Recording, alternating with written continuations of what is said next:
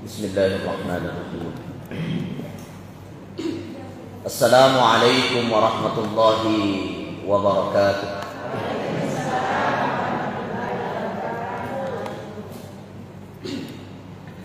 Innal hamdalillah nahmaduhu wa nasta'inuhu wa nastaghfiruh wa na'udzu billahi min shururi anfusina wa sayyiati a'malina may yahdihillahu fala mudilla lahu wa may yudlil fala hadiya lahu. Asyhadu an la ilaha illallah wahdahu la syarika lah wa asyhadu anna Muhammadan abduhu wa rasuluhu la nabiyya ba'd. Labbaik Allahumma labbaik, labbaik la syarika laka labbaik, innal hamda wan ni'mata laka wal mulk. Wa qala Allah subhanahu wa ta'ala fi kitabihil karim, wa ma anfaqtum min syai'in fahuwa yukhlifu.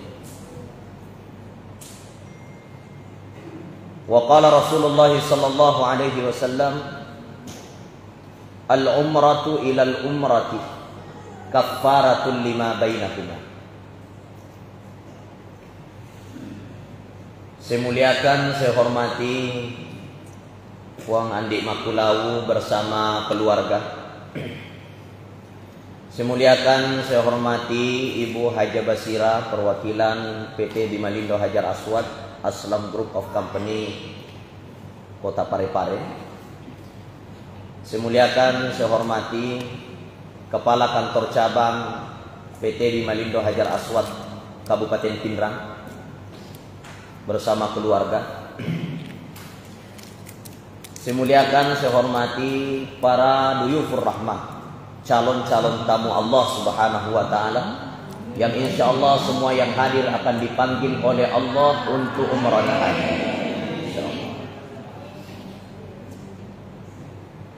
Insya Allah materi manasik kita pada malam hari ini tidak panjang insya Allah. Mungkin saya akan menyampaikan beberapa hal yang kemungkinan manasik-manasik umrah sebelumnya tidak masuk, ya, karena adanya beberapa perubahan-perubahan yang terjadi. Alhamdulillah, selama pandemi dan selama pemerintah membuka resmi perjalanan umrah,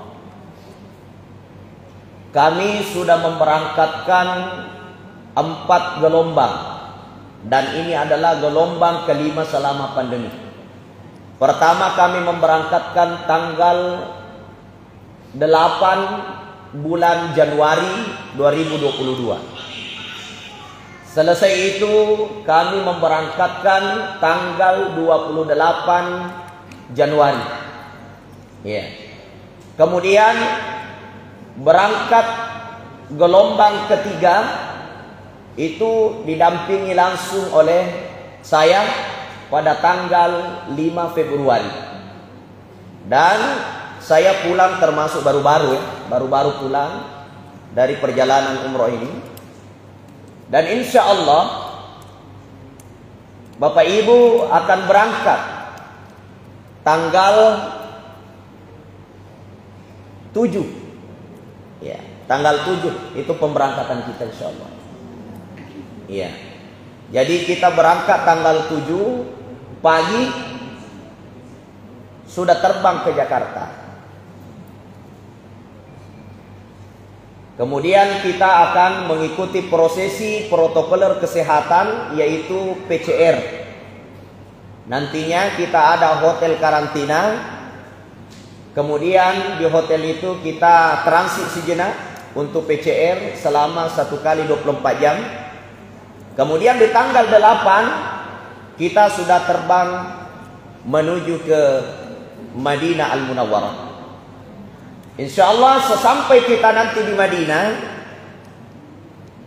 kita akan mengikuti lagi peraturan protokoler kesehatan, yaitu karantina di Madinah.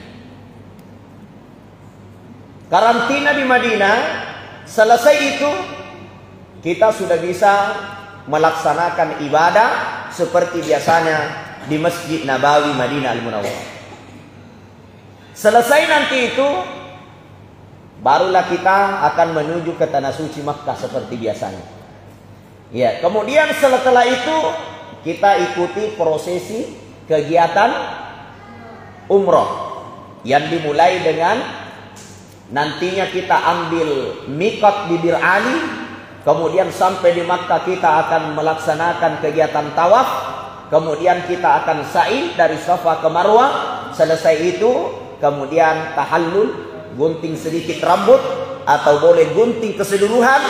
Nah, selesai kegiatan umroh kita seperti biasanya. Namun yang berbeda lagi pada saat kita nanti pulang.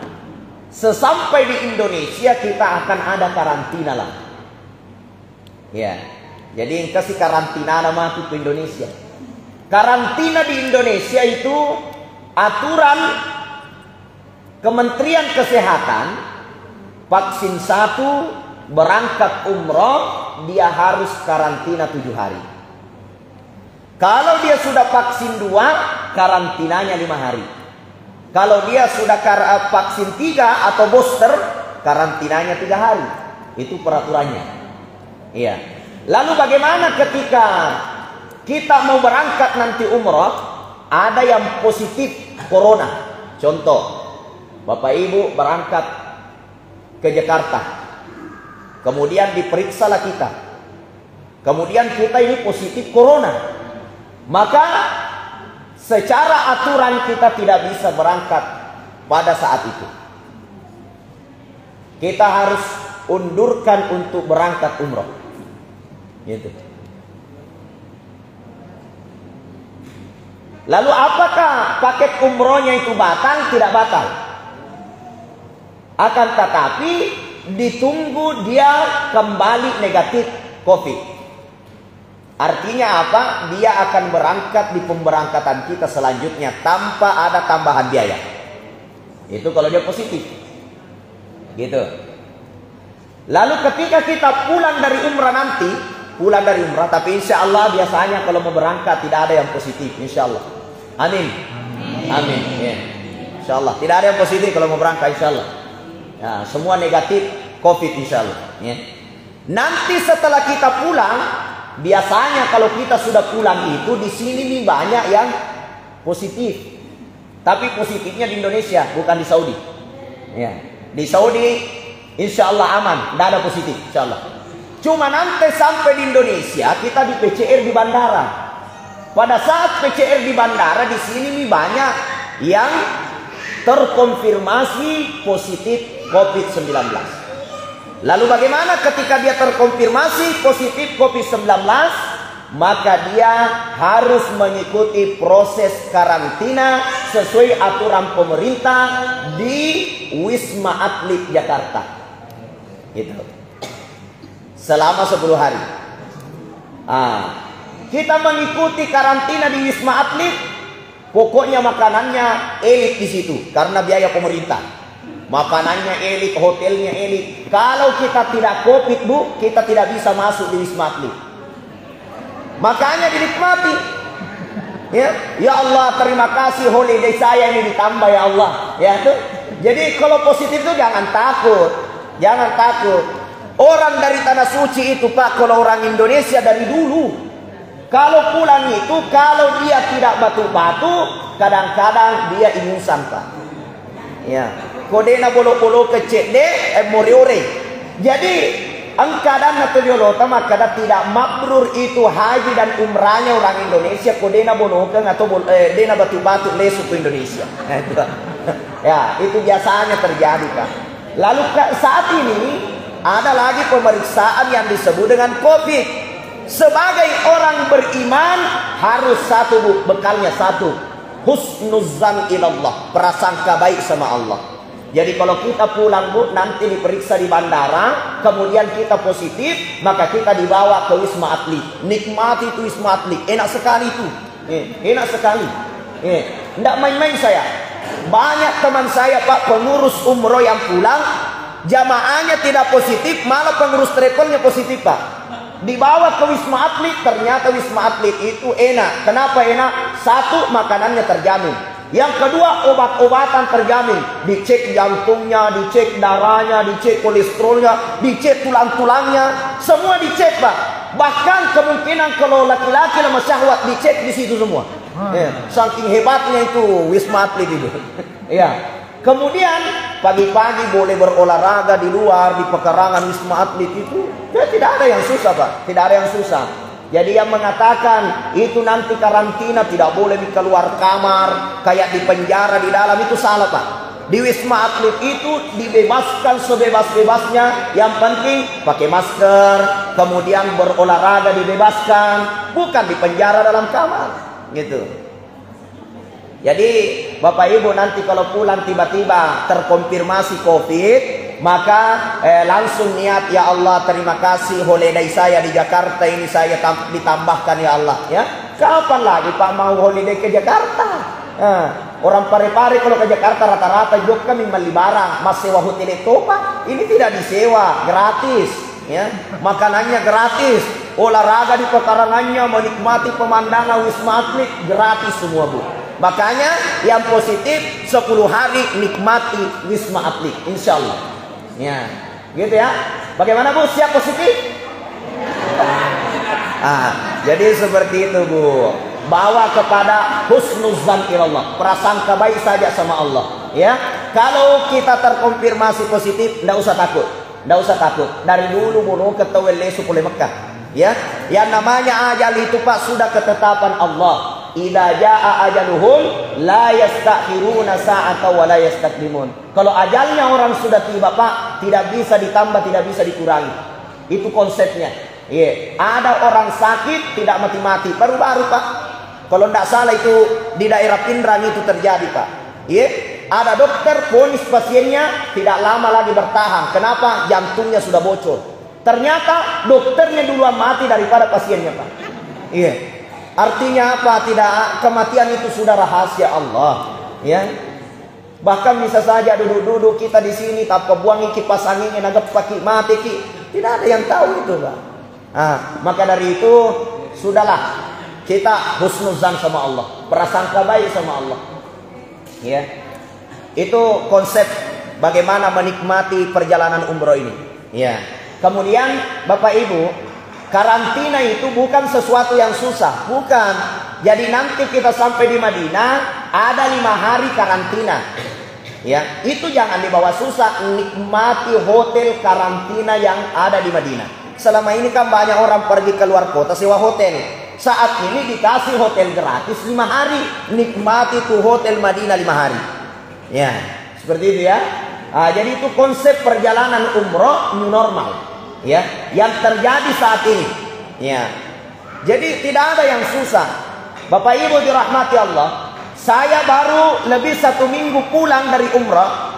Saya merasakan Bu sesuatu yang berbeda, yang orang takut berangkat. Kenapa takut? Dia bilang, banyak sekali peraturannya, ada karantinanya. Bayangkan Bu, 3 keunggulan besar berumrah di new normal ini, di masa pandemi ini. 1, siapa yang berangkat umrah di new normal ini, maka dia perjalanannya bertambah.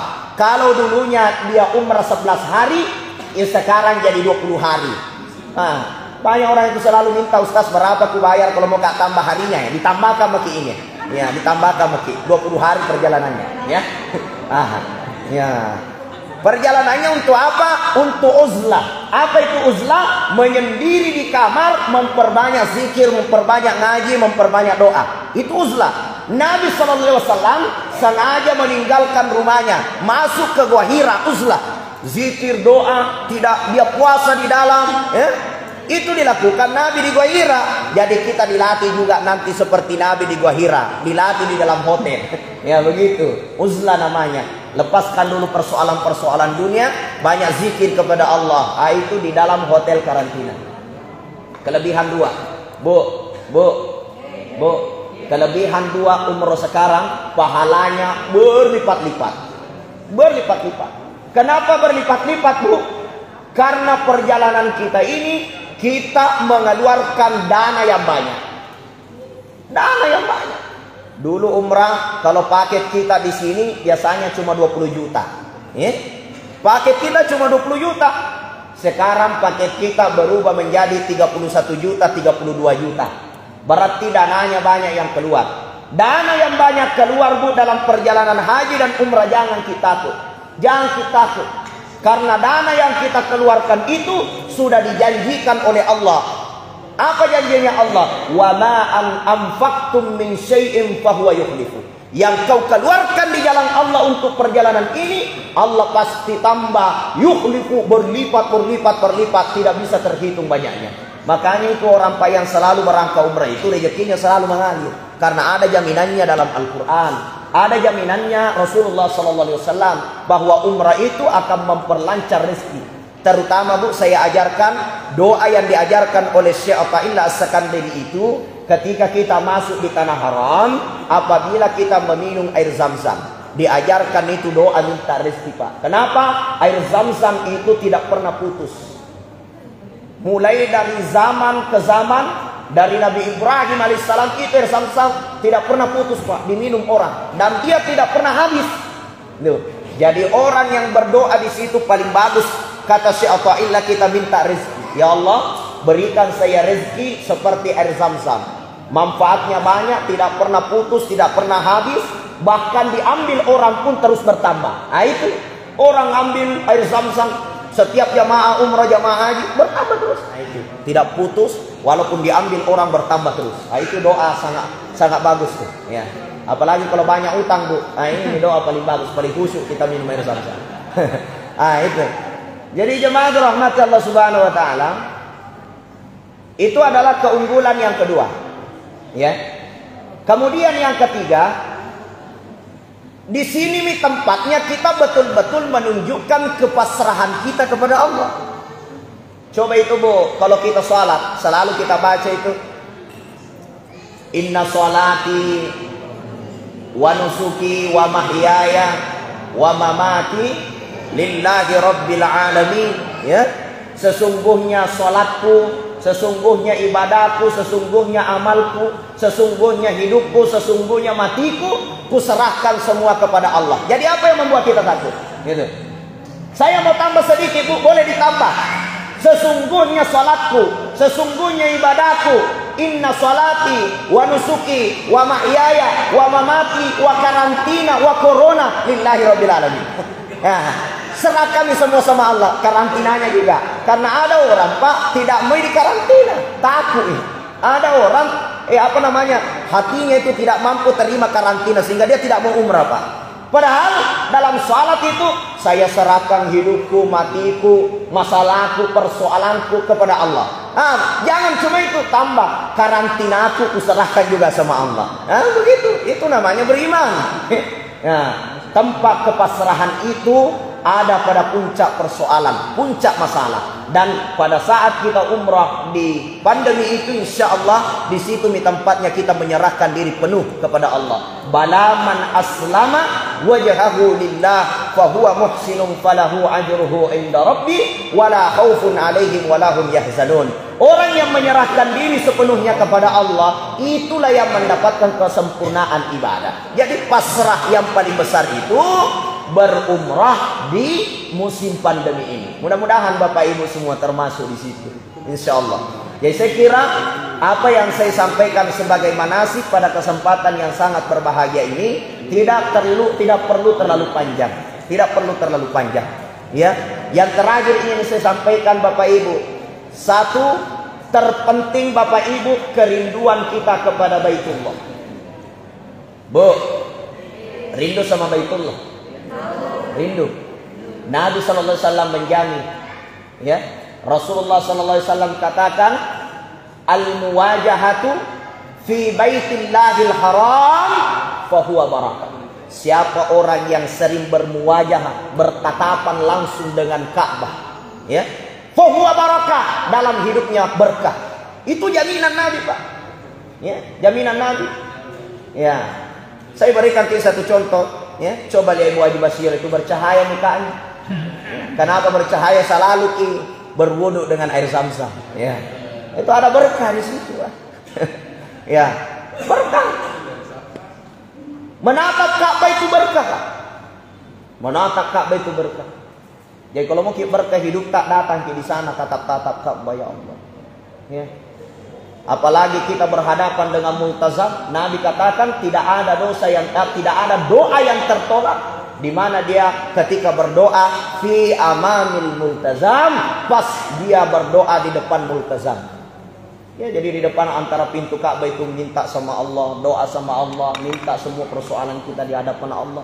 Ya, Allah akan kasih yang terbaik dalam hidup kita. Allah selesaikan masalah-masalah kita. Allah angkat derajat kita. Ya, itu konsepnya. Nah, itu jemaah rahmat. Ya, makanya Bapak Ibu dirahmati Allah Subhanahu wa taala, dalam manasik ini tidak panjang. Saya kira cuma seperti itu yang ingin saya sampaikan. Maka saya kembali mengulangi, pemberangkatan kita insya Allah berangkat tanggal 7 pagi, ya, tanggal 7 pagi kita sudah ada di Bandara Makassar. Kemudian kita terbang pagi ke Jakarta.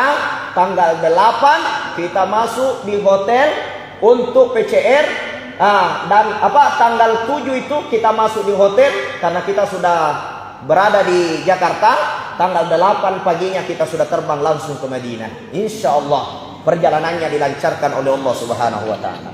Saya kira ini yang saya sampaikan dari bapak-bapak, ibu-ibu yang hadir. Kalau ada yang mau ditanyakan, insya Allah kita buka sedikit tanya jawab selama 5-7 menit. Ya, kalau ada yang mau ditanyakan persoalan umrah, persoalan perjalanan, persoalan biaya, ya, atau persoalan fikih, persoalan agama yang terkandung di dalam pelaksanaan kegiatan umrah kita insya Allah. Ya, silakan Bapak Ibu, kita persilakan, ada yang mau bertanya, silakan. Ya, kebetulan pembahasan dari Ustaz Tungguru juga terkait manasik kita pada malam hari ini. Jadi kami buka sisa pertanyaan. Siapa tahu di antara bapak-bapak dan ibu-ibu yang hadir ada yang ingin ditanyakan atau ingin diperjelas kembali. Nah, bisa langsung bertanya.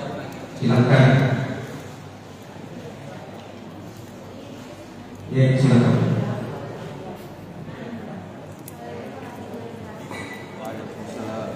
Insyaallah, silakan kasih mic di sana. Biar bukan yang mau berangkat sekarang, yang mau berangkat Ramadan juga bisa, yang mau berangkat setelah Ramadan juga silakan buat pertanyaan. Ya, yang penting berangkatnya bersama dengan Aslam Tour insyaallah. Assalamualaikum warahmatullahi wabarakatuh.